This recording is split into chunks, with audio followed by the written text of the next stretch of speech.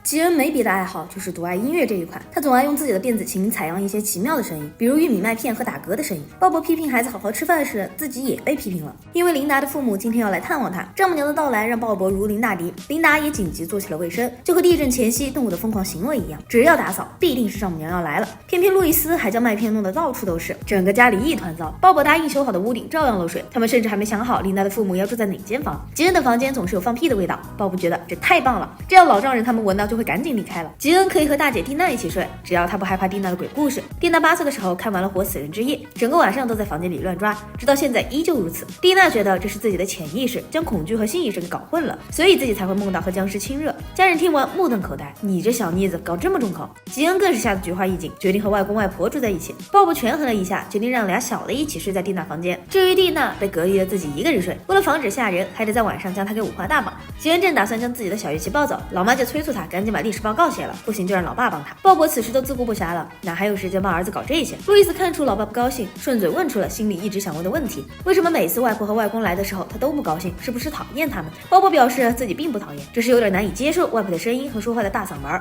话音刚落，外婆就已经到了门口了。鲍勃赶紧加快手上的动作，把屋顶修好。没想到他意外发现了一个秘密空间，这个通道通往蒂娜的房间。听到动静的孩子们还以为老爸去了另一个时空，他们只能听到声音。鲍勃还没来得及从暗道里爬出来，就远远听到了丈母娘那刺耳的动静，搞得他都有点不想出去了，只想在这躺平了。鲍勃转念一想，对呀，我干嘛不直接假装被困住了？这不就不用见到丈母娘了？这一打算，隔着一层木板，丈母娘的声音都变得悦耳了。他计划就这样让孩子们代替自己去开店，他隔着一层木的墙壁远程指挥，没想到还真的如鱼得水的。琳达已经联系承包商泰迪，打算把这位老小子给弄出来了。鲍勃一听直呼使不得，咱们怎么能浪费人家的人力呢？你说对吧？话音刚落，那个健谈的老伙计已经出现在了楼顶。鲍勃打掉了滔滔不绝的泰迪，请求他明天再救自己出去。泰迪同意了，但是临走前还是以友情价要走了今天出工的费用。鲍勃忍了。到了晚上，鲍勃掏出相机，打算记录自己第一次在自家墙里过夜的 vlog。因为是在墙里，所以说话大家都能听到。不过他还是觉得睡在这堆软垫上很惬意，只要琳达的父母不在这时候激情互动就更好了。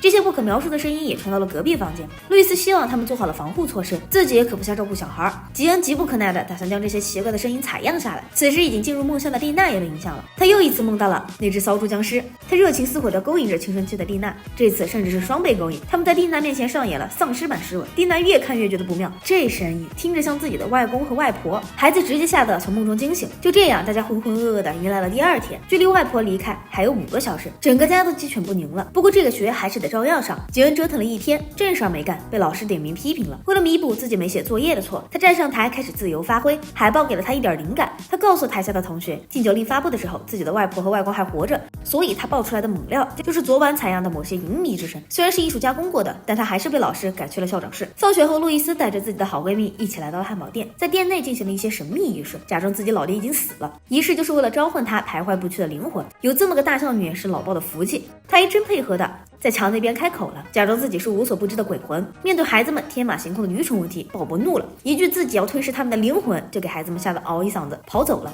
琳达走过来责备着不争气的老公，不干活摸鱼还乐在其中，自己这一堆破事儿。鲍勃为了安抚老婆的情绪，伸出手摸了摸她的头。琳达轻咳一声给鲍勃吓一跳，他这时候跟他妈妈太像了，真不希望自己的老婆变成那样。话音刚落，丈母娘就从厕所出来了，一出来就开始指指点点，说厕所脏得和厕所一样，还随机抽取幸运时刻去义务打扫卫生。鲍勃不许他们欺负自己的顾客，琳达不许他凶自己的老妈，两方各执一词时，只有格罗利亚在心疼自己的女儿，他不该处理那么多事情的，这是男人无能的表现。他决定和他爹再住一晚上，只要女儿需要他们，自己就会一直待下去。这时候被留堂的吉恩也回来了，他觉得自己被留堂都是父亲不帮忙写报告的错。鲍勃这一波属于是弄巧成拙了，想爬出来却彻底被困在墙内了。琳达听到丈夫的求救，瞬间怒从心中起，感情之前都是在装的。接到鲍勃电话的琳达让他别来了，必须得给鲍勃一个教训才行。鲍勃被困在墙里的第3天，整个人都憔悴了。吉恩借的摄影机也快没电了，最主要的是这下自己连个尿尿的地儿都没了。彻底被困的鲍勃开始逐渐出现幻觉，他在巷子的最深处找到了一个豪华的地下酒馆，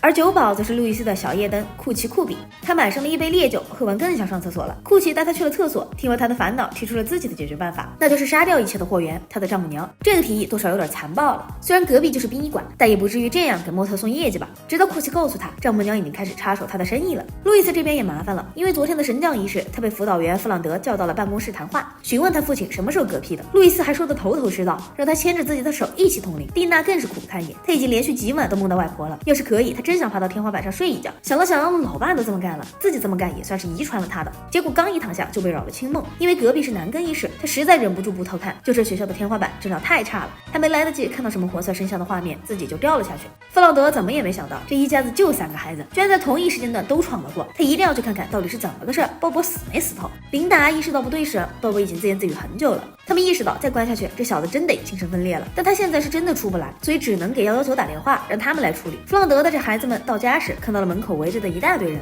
路易斯又开始胡诌，估计父亲的尸体已经发烂发臭了，有点影响10个胃口，真的是超级大危机。无论这边如何，琳达先把弗朗德给迎进了门。他告诉墙那头的鲍勃，老师以为他已经死了，别再胡闹了，成熟点，告诉人家事实。听到墙里传来声音时，弗朗德都汗流浃背了。不过可以确信的是，眼前这位女士的丈夫没死。琳达也很无奈，她只是在闹脾气而已。弗朗德麻了，那路易斯干嘛要骗自己？琳达直言不讳，因为这孩子喜欢逗那些他认为很蠢的人。弗朗德满头问号，什么意思呢？我请问。琳达打算给老师来个汉堡，就当一切过去了，赦免一下孩子的口无遮拦。可惜弗朗德是个素食主义者。这时候他们又听到了毛骨悚然的对话，库奇还在催促鲍勃杀了丈母娘。毫不知情的格罗利亚还给女婿端了一盘牛肉过去。鲍勃见到丈母娘就和见了鬼似的，撒丫子就跑。一个家被2人整成密室逃脱，丈母娘在后面追，鲍勃在前面跑。可惜鲍勃插翅难飞，站立不敌丈母娘，被一把薅住领子，直接破墙而出。这下弗朗德确信了，鲍勃确实没死，但是这一家可能都得去医院看看脑科。25分钟后，鲍勃可算满血归来了。他郑重地向家人们道了歉，自己不该自私地躲进墙里，这是愚蠢的行为。眼看着弗朗德真的打算给社会服务打电话，格罗利亚直接把他手机给抢了。因为这一家人都没问题，自己的女儿是很好的母亲，虽然嫁了个疯子，但家人不就是这样的存在吗？如果弗朗德有了孩子，或许就能理解大家的心了。还有，弗朗德的孩子们回来的时候没给他们系安全带，这就够他被请去喝茶了。弗朗德服了，这一家人确实惹不起。他拿上包就溜之大吉。2分钟后，丈母娘他们也收拾东西离开了。不过路易斯的小夜灯陪了鲍勃这些日子，他不打算还给女儿了。这可不是夜灯，是鲍勃的知心好友库奇库比。以上就是本次全部内容，这里是草泥影院，感谢各位朋友们的关注和支持，下视频我们再见。